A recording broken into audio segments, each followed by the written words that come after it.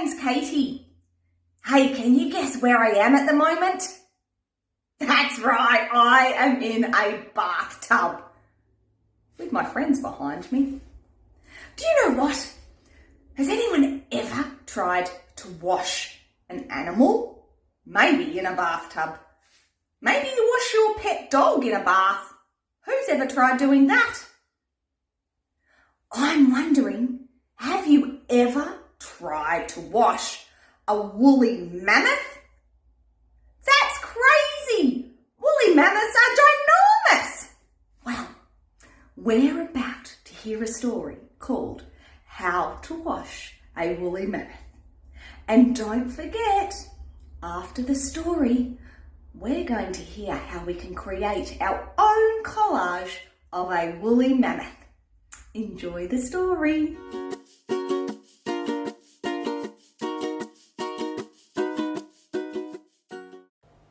How to Wash a Woolly Mammoth by Michelle Robinson and Kate Hidley.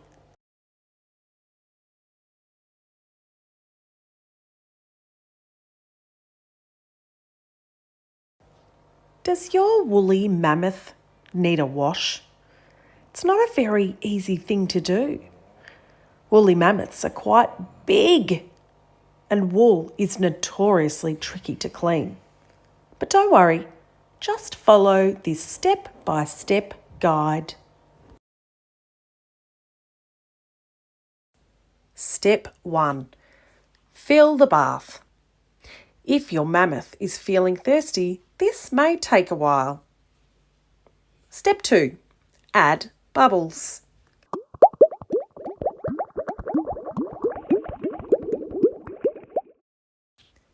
Step 3. Add mammoth.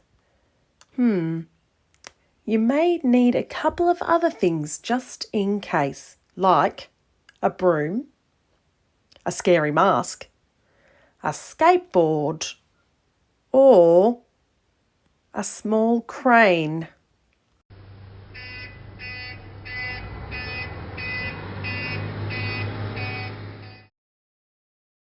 When all else fails, there is always cake. Now we're ready for step 4. Start scrubbing.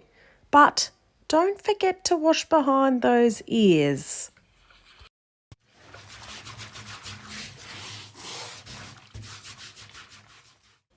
Step 5.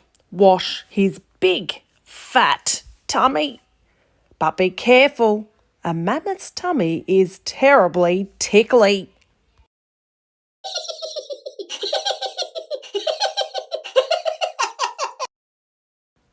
Okay, on to step 6. Make a splash.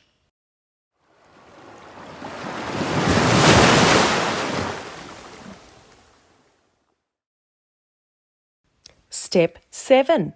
Now for the really woolly bit. You're going to need some shampoo, but not too much. What hairstyle would my mammoth like? You could do the king or the comb over, the twirly whirly, but be careful not to get any in the mammoth's eyes. Oh dear, that's torn it.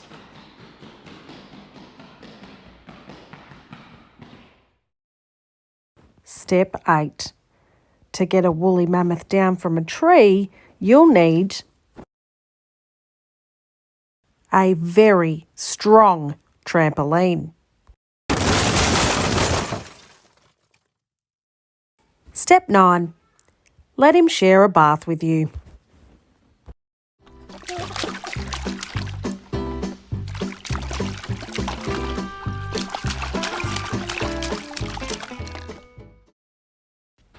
Step 10.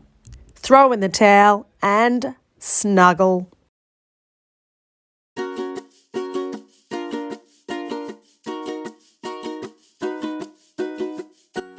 To make our woolly mammoth collage, we will need a base piece of paper,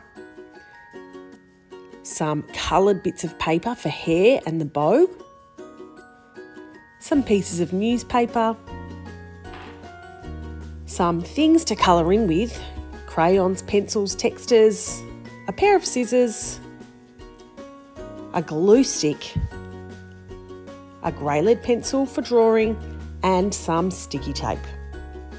Okay, so beginning with the base piece of paper and one piece of the newspaper, we're going to draw a big giant hill, and it's going to take up most of the page, and that's going to be our mammoth's body. After you've drawn the hill shape, you're going to cut around the line that you've drawn.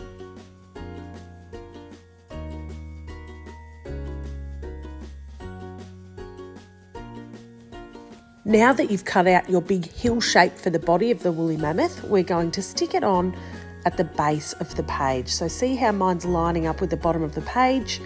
I'm going to glue a border around the outside, and then I'm going to carefully stick it down on my page.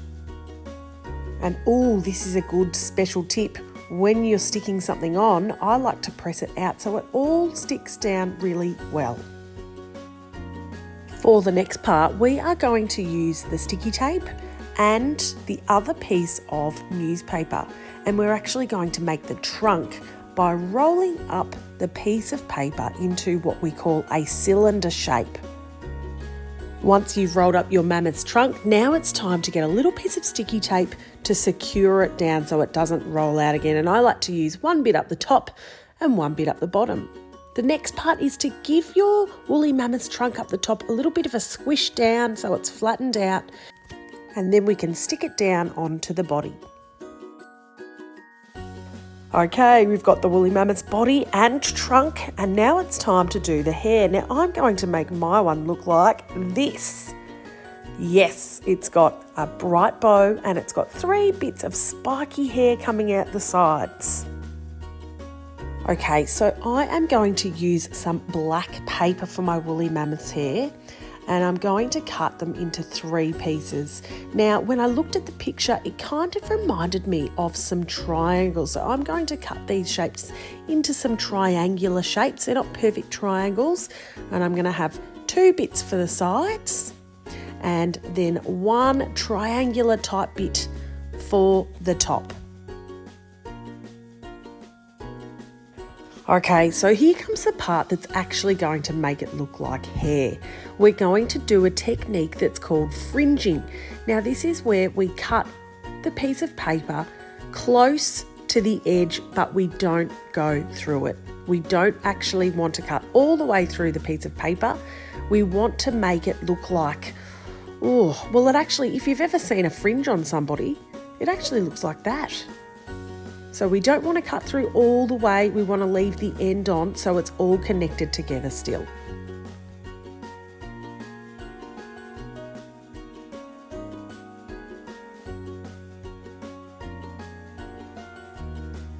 If you accidentally cut all the way through, do not worry. You won't even know because we're going to stick them all on as bits of hair anyway.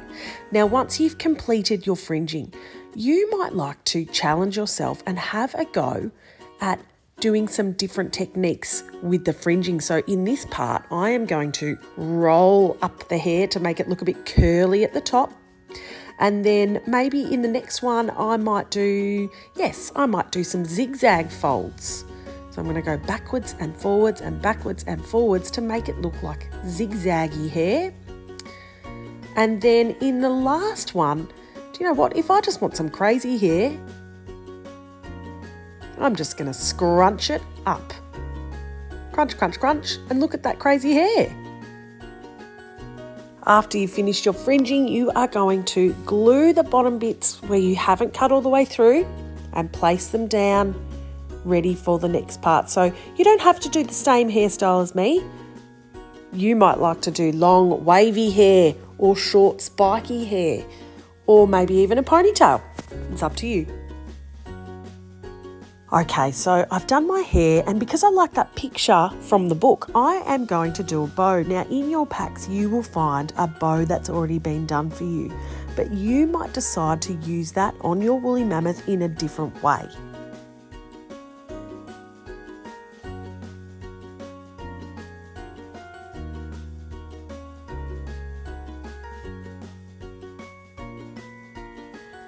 I have now finished my cutting and I'm happy with where that red bow is sitting. So I am now going to glue the bottom. I'm not going to glue on the page because I don't want glue to go everywhere. I just want it on the bow, and I'm going to press it down. And now is the time that I could use crayons or textures to do some patterns or designs on my bow. And I've decided I'm going to do some black dots. So in the picture, I noticed that the woolly mammoth has some cute rosy cheeks. So I am now going to use my pink crayon to draw some rosy cheeks. So I'm going to draw some ovals on my woolly mammoth's face. And I'm using crayon because I like that I can still see the newspaper through it. But if you're using texture, that's okay too. In your pack, you have already got some eyeballs in a circle. However, if you don't like those eyeballs and you want to give your woolly mammoth some different eyeballs, this is something you can do. So I've got a rectangular piece of paper and I've folded it in half. And now I'm drawing an oval shape. And when I cut it out, it's actually going to give me two of the exact same shape. So I'm cutting out the eyeballs and then I'm going to stick them down on my woolly mammoth.